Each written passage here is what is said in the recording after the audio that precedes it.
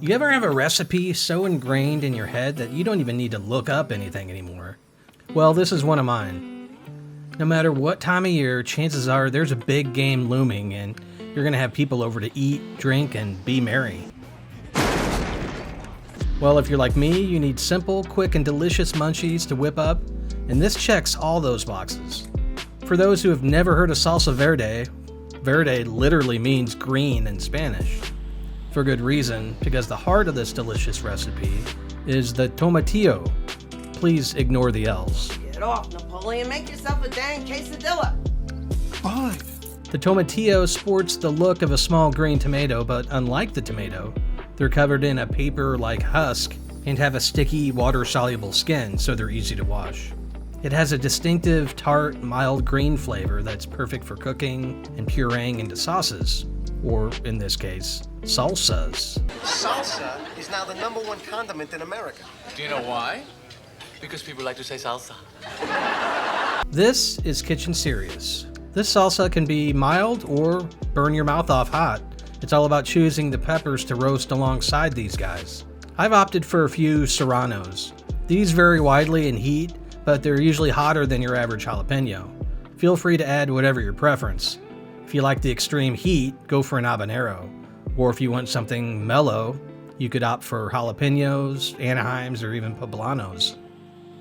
First things first, we need to preheat the oven to 400 Fahrenheit or about 205 C.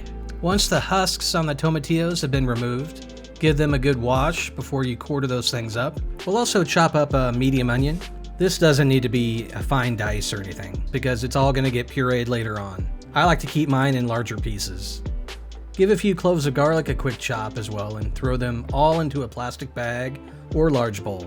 To this, we'll drizzle in some olive oil and our spice blend, which is oregano, coriander, cumin, black pepper, and some salt.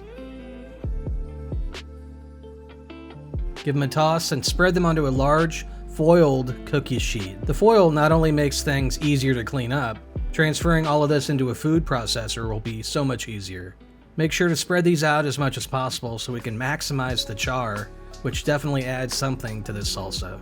I will say after the fact I'm kicking myself for not buying large pieces of pineapple to roast alongside the veggies.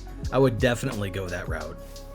Into the oven for 15 minutes. After that, flip on the broiler and you're going to broil these for 2 minutes. Once these are out of the oven, let them cool for about 10 minutes to make sure they're easier to handle and give the neighbors a chance to wonder what deliciousness is wafting out of your kitchen. Loosen everything from the foil, then pinch the sides as you lift up and slide everything into the food processor. You could use a blender for this too. Now we'll add about 1/3 of a bunch of cilantro. If you cut this up, it'd probably be around 2 tablespoons. I just let the processor do the work, so using it whole is no big deal. And we're also going to add the juice of a whole lime. Finally, our guest of honor. We'll add 2/3 cup of crushed pineapple. We'll give this a pulse, and it seems like, to me, it's a little thick. It's a personal preference, but I ended up adding a 1/4 cup of water just to thin it out a bit. This salsa is so damn good and can really ramp up your chips, tacos, burritos, enchiladas, you name it.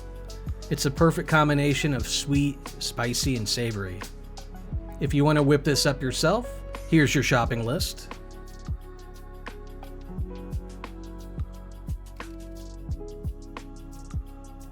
Thanks for checking out Kitchen Serious, everybody. I'll see you guys next time.